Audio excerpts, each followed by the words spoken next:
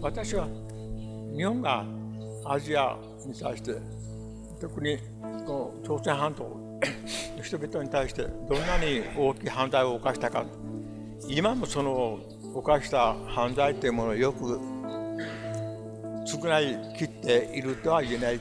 もともと償い切ることができないようなものを犯してしまった。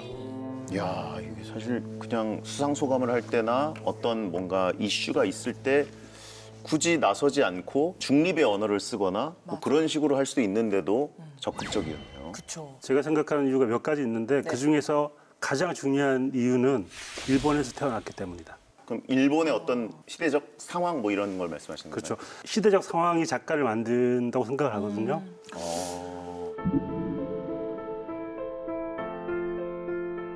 오이에 겐자부로가 어렸을 때가 어떤 시대였느냐.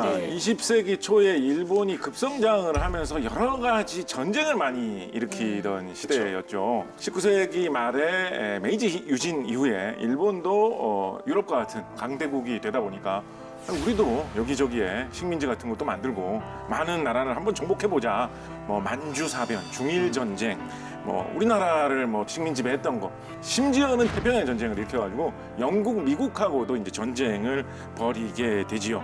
그 태평양 전쟁이 일어났던 해가 1941년이었는데 오해가 초등학교에 입학하는 7살 때였습니다. 그때쯤. 근데 이 전쟁 중에 굉장히 많은 문제가 있었습니다. 오해 겐자부로가 초등학교 시절인 이 시기에 일본 같은 경우에는 일본인은 전부 다 일왕의 신민이다라고 해가지고 굉장히 엄격한 그런 체제를 유지하고 있었습니다. 그러니까 예를 들어서 뭐 우리나라에도 예전에 학교 가니까 선생님이 뭐 칼을 차고 있더라 이런 식의 이야기 하시는 할아버지들 계셨습니다. 맞아요.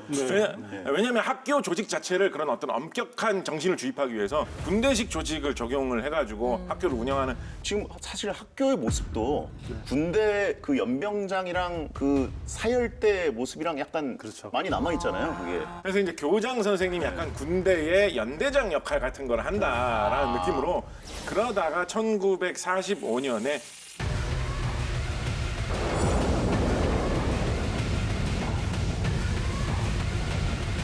일본이 미국에게 무조건 항복을 하면서 제2차 세계대전이 막을 내리게 됩니다. 오해 겐자부로가 초등학교에 다닐 무렵에 일본은 전쟁 중이었고 이제 중학교 갈 무렵에는 패전국이 된 거네요. 굉장히 좀 갸웃거리면서 받아들였을 세상일 것 같아요. 변화가 너무 빠르고. 책을 보면 실제 이제 오해가 학교 생활을 적은 게 있는데요. 예. 교장이 이제 매일 매질을 하고 학생들을 불러서 천황폐하께서 죽으라고 하면 너 어떻게 할 것이냐? 교장이 직접 네. 그런 교육을 받아. 그럼 이제 답정할, 할? 할복해서 죽겠습니다. 라고 답을 하게끔 유도를 하는 거죠. 애기들한테요? 네. 뭔지도 모르고 그냥 외워서 답해야 되는. 40줄을 바라보는 제가 들어도 너무 끔찍한데 어린 아이에게는 너무 두렵고 그게 무서운 경험이지 않을까 싶어요. 근데 사실 그런 질문을 받으면은 사실 어린아이 입장에서는 뭐 당연히 이제 줄줄이 질문 받는 거잖아요. 이제 뭐 세워놓고 그러면 일단은 똑같이 하긴 해야 되니까. 앵무새처럼 딱 확인하고 넘어가는데 이제 저는 못하겠습니다. 이건 보통 강의 아니면 하기 쉽지 않잖아요. 그렇죠. 혹시 오해겐잡으로 어떻게 했습니까? 오해겐잡으로는 생각을 해보는 거예요. 답을 안 하고 싶은데 천황이 이 시골의 나를 알까? 나 한 명 빠진다고 알까? 이런 생각을 한 거죠. 그러다 보니까 답이 늦었잖아요. 네. 그러면 늦으니까 왜 대답을 안 해? 하고 때리고. 그때 오해가 어떤 생각을 했냐면 나중에 나는 무참히 폭력을 당하는 어린이 이야기를 소설로 써야 되겠다. 이야기를 써야겠다 생각을 했다고 하더라고요. 유명한 말 중에 작가와 척지지 마라. 글로서 복수한 사람들이다. 작가님한테 잘 봐야겠네. 그러니까 잘 부탁드립니다. 작가들은 이런 순간에 이런 생각을 하는 거잖아요. 언젠가 나는 이런 아이에 대한 글을 쓸 거야. 자, 그래서 오해는 전쟁이 끝나고는 학교에 가지 않기로 결심을 하는데요. 그가 자신의 어린 시절을 담은 에세이죠. 바로 나의 나무 아래서. 네, 여기에 잘 나와 있습니다. 나는 전쟁이 끝나고 한 달이 지나자 제대로 학교에 나가지 않게 되었습니다. 그 깔닥은 여름 중간까지는 천황이 신이라면서 그의 사진에 인사를 하게 하고 미국인은 인간이 아니라 귀신이나 짐승이라고 말씀했던 선생님들이 전혀 아무렇지도 않게 이제는 완전히 반대로 말씀하기 시작했기 때문이었습니다. 우리들한테 제대로 말씀도 하지 않고 너무나 자연스럽게 천황은 인간이고 미국인은 친구라고 가르치기 시작했기 때문이었습니다. 갑자기 태세 전환을 한 거니까 어린아이들 입장에서는 이게 더 뭐지? 이상한 거잖아요. 맞아, 너무 혼란스러울 것 같아. 그래서 교육이라는 게 얼마나 중요한 것인가. 그래, 맞아. 네. 근데 너무 신기한 게 사실 이 분위기라는 게 있는데 오해겐잡으로는 거기 세뇌당하지도 않고 생각으로나마 반기를 들 수 있다는 게 소설을 쓰고 문학을 한다는 건 이중국적자로 산다는 일 같거든요. 이중국적이요? 네. 어떤 의미에서요? 태어나면 자기의 나라가 생기잖아요. 네. 근데 문학을 하는 순간 또 하나의 나라가 생기거든요. 문학이라는 나라. 어머, 세상에. 문학국. 오해겐잡으로는 첫 번째 주어진 나라인 일본보다 두 번째 자기가 선택한 문학이라는 나라를 더 좋아했던 게 아닐까. 이래야 문학상 타는구나. 진짜 야. 너무 멋진 말이다. 어디서 써먹어야겠다. 적고 계시네요. 저도 진짜 상 하나라도 컬렉팅 하고 싶거든요. 예. 아니 상이 이게 중요한 게 아니고요. 다른 분들이 이런 얘기 많이 하세요. 상과 네. 베스트셀러. 좀 베스트셀러입니다. 대중적인 게 얼마나 중요한데요. 그럼요. 그렇긴 합니다. 네. 오해겐잡으로가 작가가 되기까지는 어머니의 영향이 굉장히 큰 것 네. 같아요. 집안이 부유하진 않았던 것 같고요. 어머니도 이제 가난했기 때문에 많은 걸 해주지 못했다고 하더라고요. 그래도 뭔가 주고 싶어가지고 책을 사주긴 했는데 어릴 때 저도 그랬는데 똑같은 책을 반복해서 보게 돼요. 가난하면. 그러니까 저는 그게 중요한 문학 수업이 될 수 있다고 생각이 들거든요. 자, 어머니와의 이야기는 이 책에도 잘 나와 있는데요. 학교에 가지 않기로 결심한 뒤에 오해는 날마다 식물 도감을 들고 마을 뒷산으로 올라갔다고 합니다. 그런데 비가 억수같이 내리던 어느 날 오해는 산에서 내려오지 못했고 이틀 뒤에야 구조되는 일이 발생했대요. 조난당한 거네요. 그렇죠. 예. 그 후에 어머니와 나눈 대화가 있거든요. 예. 제가 읽어드릴게요. 엄마, 난 죽는 거야? 난 네가 죽지 않을 거라고 생각해. 의사 선생님이 이 아이는 죽을 겁니다. 더 이상 어쩔 수도 없어요. 하고 말씀하셨는걸? 어머니는 잠시 동안 가만히 계셨습니다. 그러고 나서 만약 네가 죽더라도 내가 또다시 널 낳아줄 테니까 걱정하지 마. 그치만 그 아이는 지금 죽는 나와는 다른 아이가 아닐까? 아니야, 똑같아. 내 몸에서 태어나서 네가 이제껏 보고 들었던 것들과 읽은 것, 너 자신이 해왔던 일들 모두를 새로운 너한테 이야기해 줄 거야. 그러면 지금 네가 알고 있는 말을 새로운 너도 사용하게 될 테니까 두 아이는 완전히 똑같아지는 거야. 낭독이 너무 네. 아이와 엄마의 목소리가 구별되게 해. 엄마, 난 죽는 거야? 난 네가 죽지 않을 거라고 생각해. 죽지 않도록 기도하고 있어. 너무 오해 어린 시절 보는 것 같아요. 아니, 제가 네.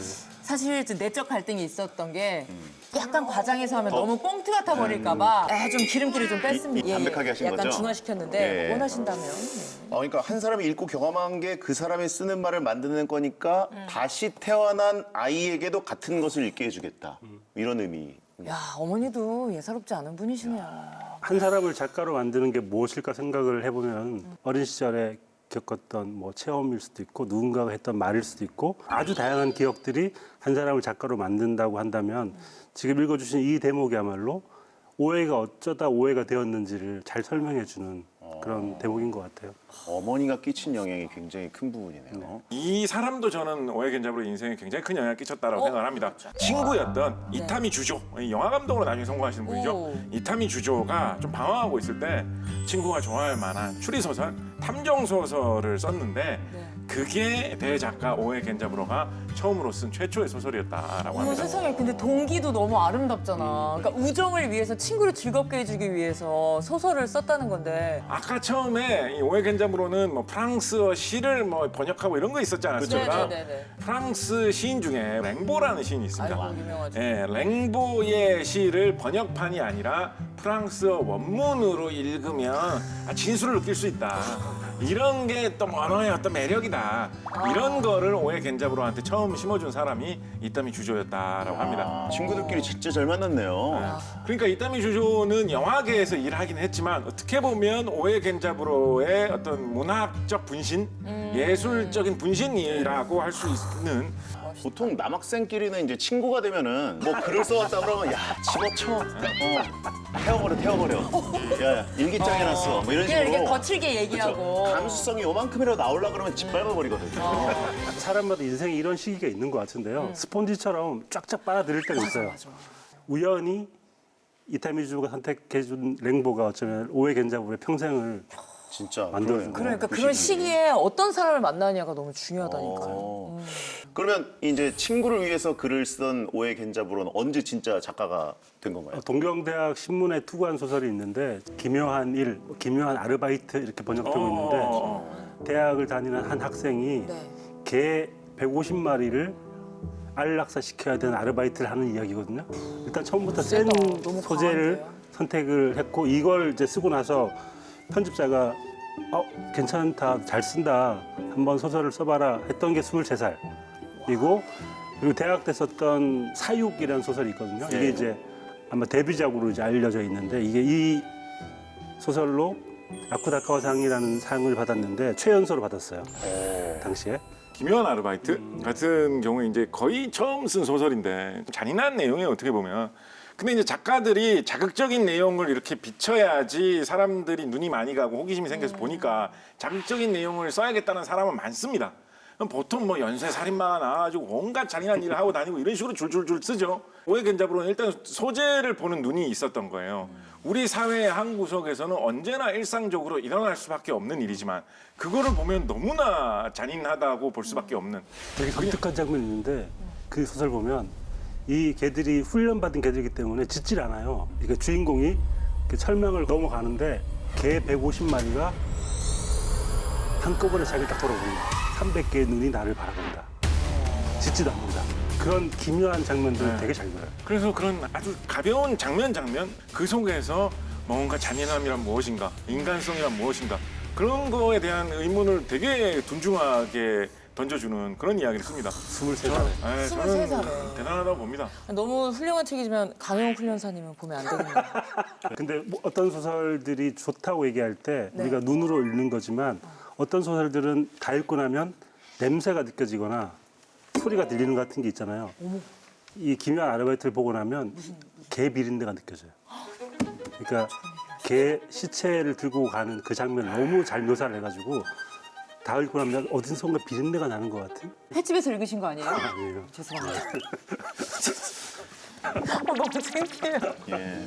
자기는 난 소설에 재능이 없다라고 얘기했지만 사실은 재능이 있었던 거죠.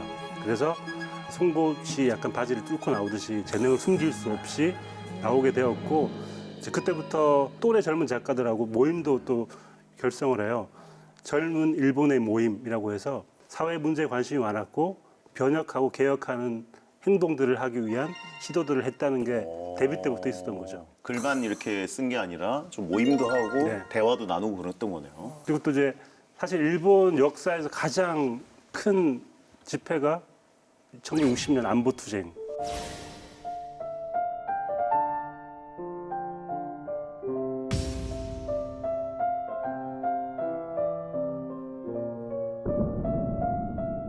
안보투쟁에도 참여하면서 초기에 오해 겐자부로는 사회 변혁을 꿈꾸었던 그런 젊은이였던 것 같아요. 그런데 한 사람의 문학 세계가 이렇게 바뀔 수 있나 싶을 정도로 확 바뀌게 되는데 그게 이제 바로 결혼 그리고 결혼. 아들의 탄생 때문에 문학 세계가 완전히 바뀌게 됩니다.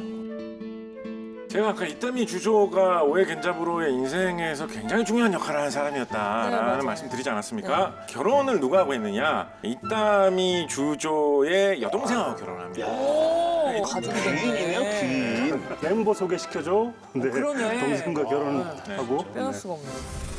ある日伊丹十三が病気になりましてね私のところに本を借りるようにと言って妹さんを送ってきたその妹さんを見ましてね私は学者になることをやめようと思って、この人と結婚して生きていこうと思って、そこで小説の費用を、小説を書いてそれを売って生活の費用にすることにしまして、すぐ結婚しました。 야, 아예 내던지셨네, 인생을. 아니, 근데 오해견적으로 이분은 그냥 거침이 없네요. 예. 네, 뭐 행복하. 와. 정말 너무 인상적인 것 같아요. 학자가 되기를 그만두기로 했습니다.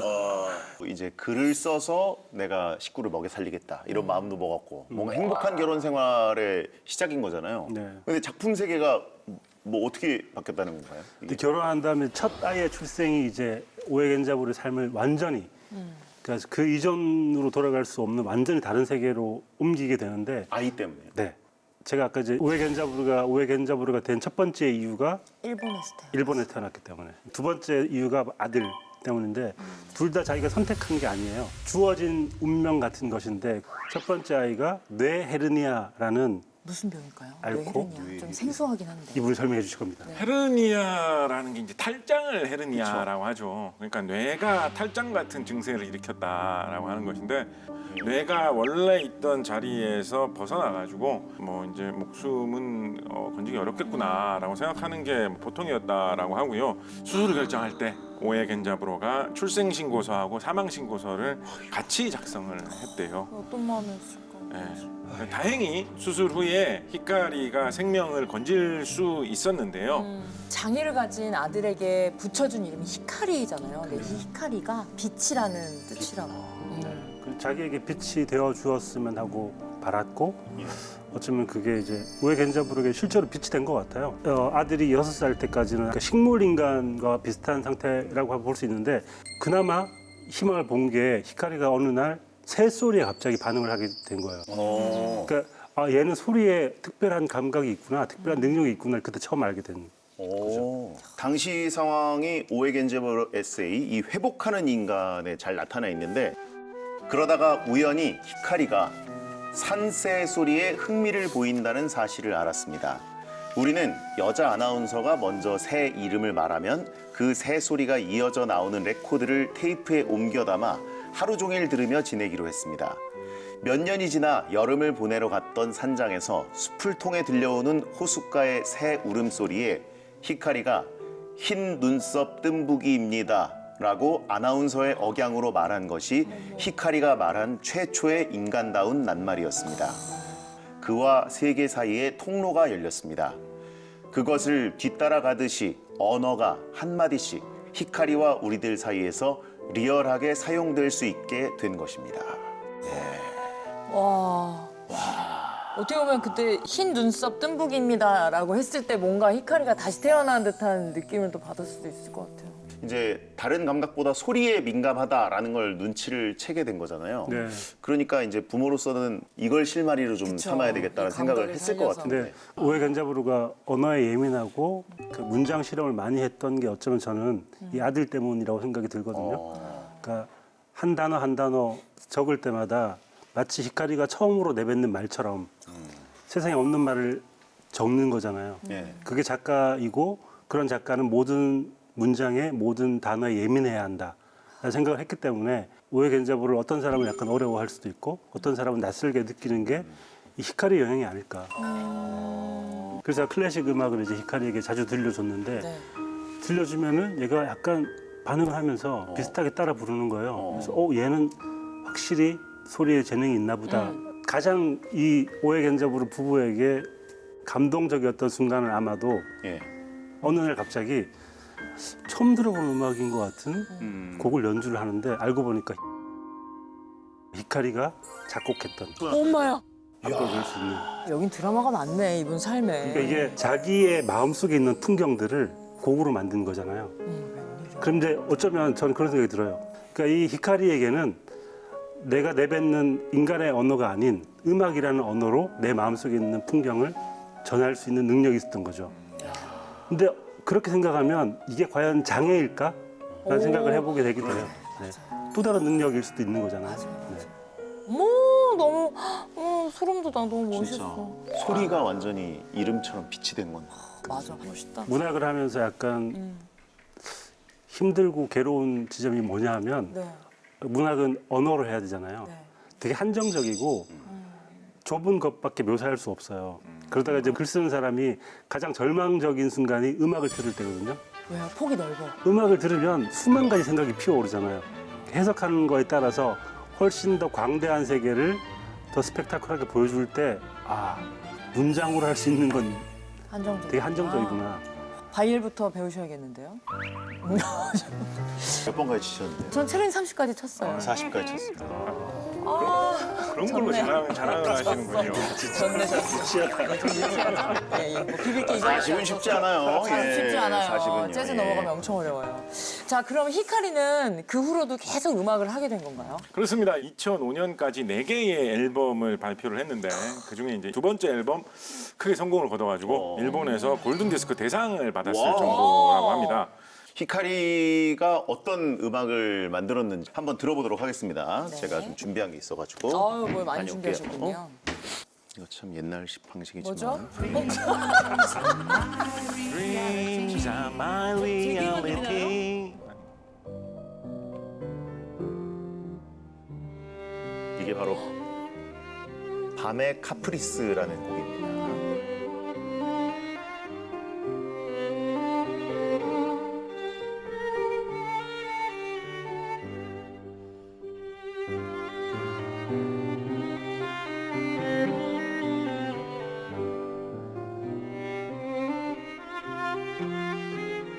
이 곡이 2005년에 히카리가 70세를 맞이하는 아버지 오에 겐자부로의 고희를 기념해서 만든 노래라고 하거든요. 7년 동안 작곡 이론을 배워가지고 완성한 작품이라고 합니다. 60歳であと10年生きたらもう70歳で大体もう年寄りだね僕は光をどうやっていこうと思ってるの？やっぱり音楽を作っていくの？そうか。私はね、どれうん？書こうん？なんだって？うか。詩は書けないけどね。あ、詩を書けないから音楽だけでその詩のある歌を作りたいの？作ろうかと思ってるの？将来。 아들이 이제 좀 장애가 있고 그러니까 아버지 입장에서는 또 본인은 노인이 돼 가고 좀 생각을 하셨던 것 같아요. 내가 만약에 이제 나이를 먹으면 내가 먼저 떠날 가능성이 있는데 그 다음에는 누가 아들을 좀 돌봐야 되나 뭐 이런 생각을 분명히 하시지 않았을까. 맞아요. 그래서 또 저런 질문을 예. 하셨던 것 같아요. 음악 어떠셨어요? 아니, 저는 약간 왜 음악 들을 때 약간 어떤 이미지 같은 거 생각하잖아요.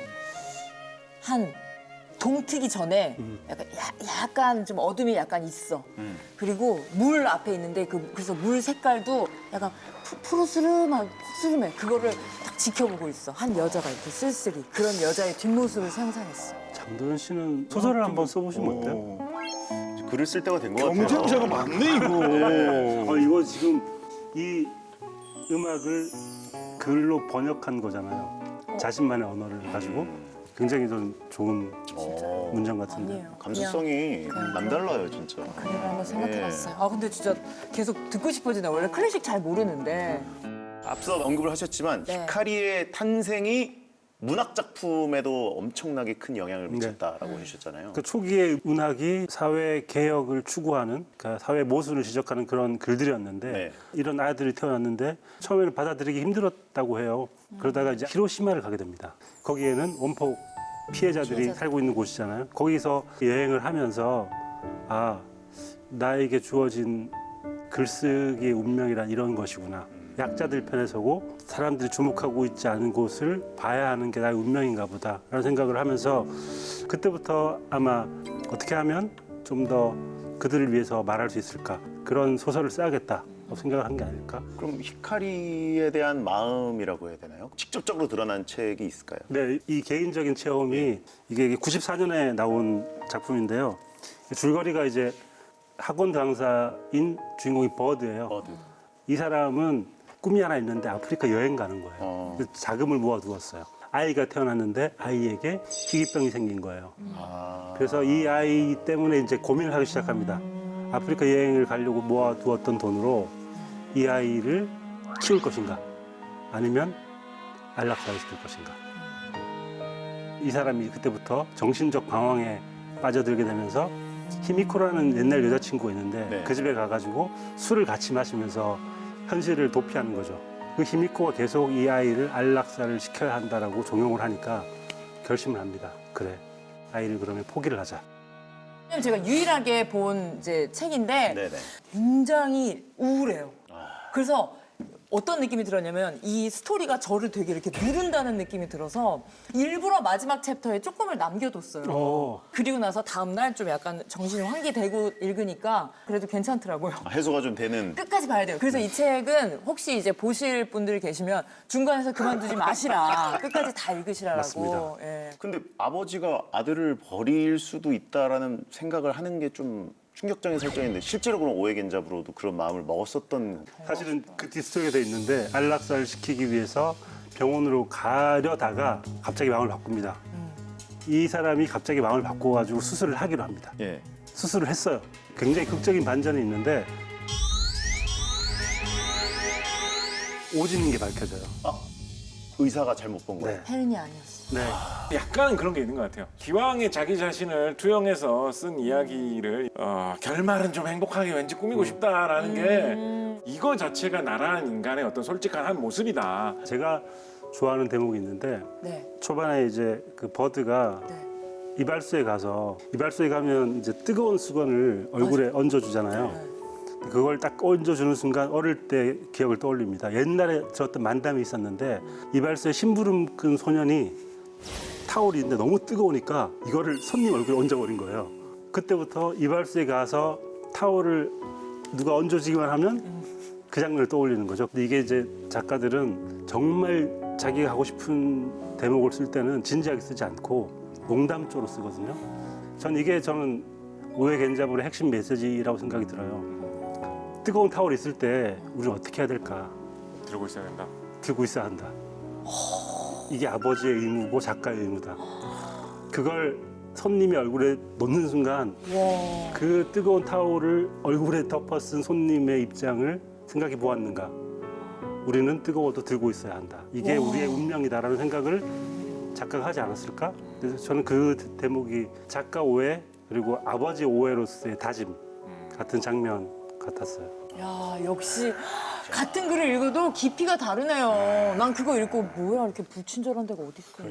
근데 이 책 자체가 사실 독자들이 느끼기에 그냥 흔히 이렇게 막 술술 읽히는 좀 쉬운 문체는 아닌 것 같아요. 초기작 보면 기묘한 아르바이트 같은 문장은 별로 그렇지도 않아요. 그래요? 평이에요. 네.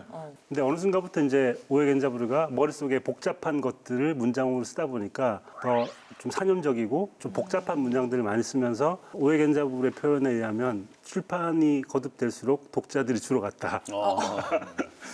그런 이야기를 했고 나의 문장은 이제 확실히 낡은 것이 되었다. 낡은 것이다. 네, 그렇게 표현을 했어요. 말하자면 이제 자기가 시대에 뒤떨어졌다라는 생각을 많이 했던 것 같아요. 그러면서 문장 실험도 많이 했거든요. 새로운 문장을 쓰고 싶어가지고 대작가도 매번 이렇게 실험하는. 이런 고민이 네. 있구나. 이 시기에 이미 아쿠타가와상 수상 작가인데. 그렇죠.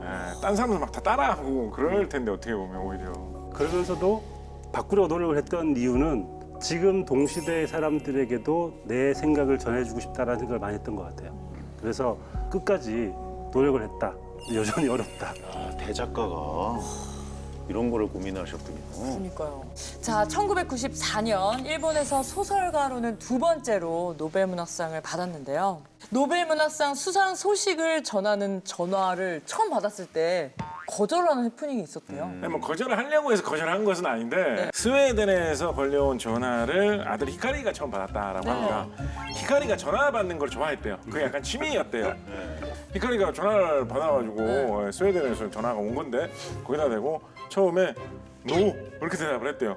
그래서 수상한다는. 이제 근데 왠지 그때 당시 오해겐잡으로 행보를 보면 이 사람이면 그럴 수도 있겠다라고 왠지 했을 것 같아. 그런데 그러고 나서 히카리도 나름대로 뭐 감이 있어 이 장난이 아닌가 보다라고 느꼈는지 아버지한테 전화를 넘겨줬는데 겐자부로가 전화를 받아보니까 노벨 문학상이다라고 해가지고 수상을 다시 제대로 그건 받겠습니다. 받아야지, 노벨 받아야지. 문학상은 받겠습니다. 합니다. 네. 노벨 문학상은 한 작품을 주는 건 아니거든요. 그러니까 그 작가의 전반적인 작품 활동과 사실 그렇게 얘기는 안 하지만 정치 활동도 상관이 있어요.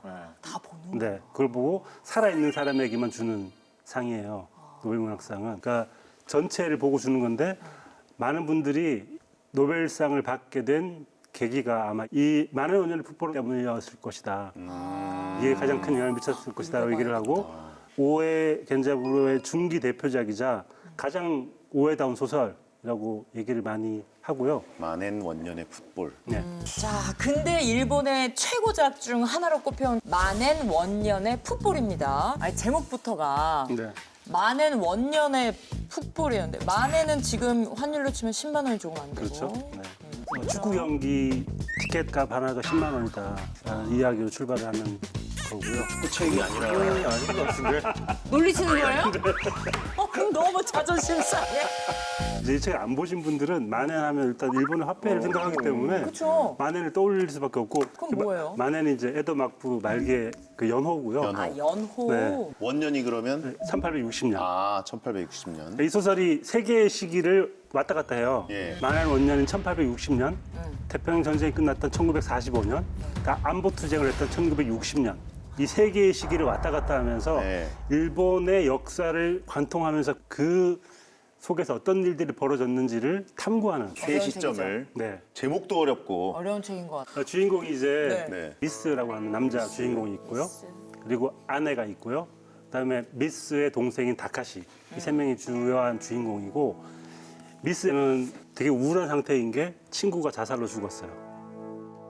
아이가 태어났는데 아이가 혹이 있어가지고 또 병이 있어요. 굉장히 우울한 상태에 있는데 어느 날 멀리 떠나 있던 동생 다카시가 찾아와가지고 형 우리 고향에 내려가 살아보면 어때? 라고 제안을 합니다. 고향이 어디냐면 만엔 원년 1860년에 농민 봉기가 일어났던 곳이 자신의 고향이었던 거죠. 근데 거기 내려갔을 때 다카시가 동네 청년들을 규합해가지고 풋볼팀을 만들어요. 이 풋볼팀이 처음에는 좋은 일도 많이 합니다. 이들이 점점 폭력과 증오를 배우게 되고 이들이 봉기랍시고 하는 일이 뭐냐 하면 조선인 백승기라는 사람이 하는 슈퍼마켓이 있거든요. 동네에서는 천왕이라고 불러요. 우리의 모든 생활을 좌지우지한다는 이유로. 그래서 우리 조선인 백승기가 하는 천왕이 하고 있는 슈퍼마켓을 털자, 봉기를 일으키자라고 해서 그 고향에서 일어나는 온갖 일들을 담은 이야기입니다. 어떻게 보면 이제 조기 축구 클럽처럼 포장돼 있지만 나쁜 짓을 하는. 네. 예. 가장 중요하게 이 작가가 이 소설을 쓴 이유는 아마도 풋볼팀이 핵심인 것 같아요. 그러니까 일본 역사에서 뭔가 조직되고 몰려다니면서 좋은 일을 한 적이 있나? 라는 자성인 것 같고 풋볼팀이라는 건 폭력의 상징이라고 생각이 들거든요. 그러니까 많은 원년에는 풋볼팀이 없었단 말이죠. 많은 원년의 풋볼이라는 건 많은 원년부터 풋볼팀이 있는 지금까지 일본에서 폭력의 역사는 사그라들지 않았고 여전히 똑같은 시대를 살고 있다. 그 세계의 시대에 모든 동일한 규칙이 적용되고 있다는 이야기를 하고 있는 게 아닐까. 예. 그리고 예전부터 좀 꾸준히 사회활동에 참여를 한 오에 겐자부로 작가라고 들었는데 예를 들어서 대표적으로 언급해 볼 만한 게 오래전에 일본의 헌법 구조를 지키기 위한 구조 모임을 결성한 사람 중에 한 명이 오에 겐자부로입니다. 일본 헌법 요즘 인터넷에 검색해 보시면 번역한 걸 쉽게 보실 수 있는데 근데 그 중에서도 굉장히 강렬한 부분이 바로 이 헌법 구조라는 이 부분인데 일본은 기본적으로 전쟁을 안 한다.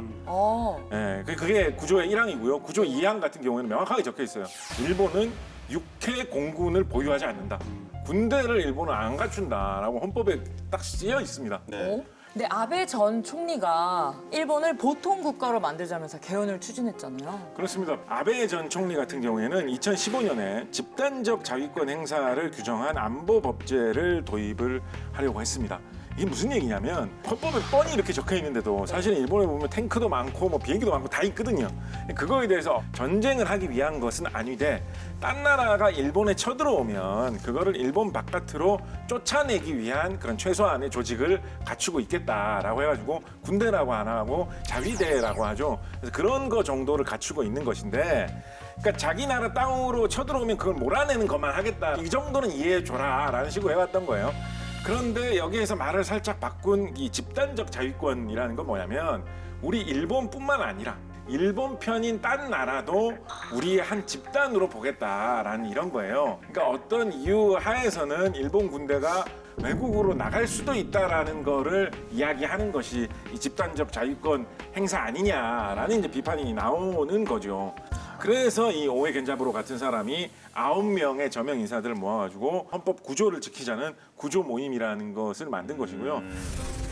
それで非常に日本のその憲法改正そして戦争のできる国家にするという日本の進み行きってことは進む可能性ってことは私は強いと思う。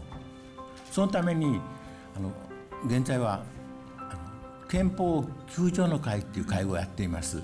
日本の大きいマスコミはですね、私たちの運動をあまり報道しないです。それはね、理由は分かりません。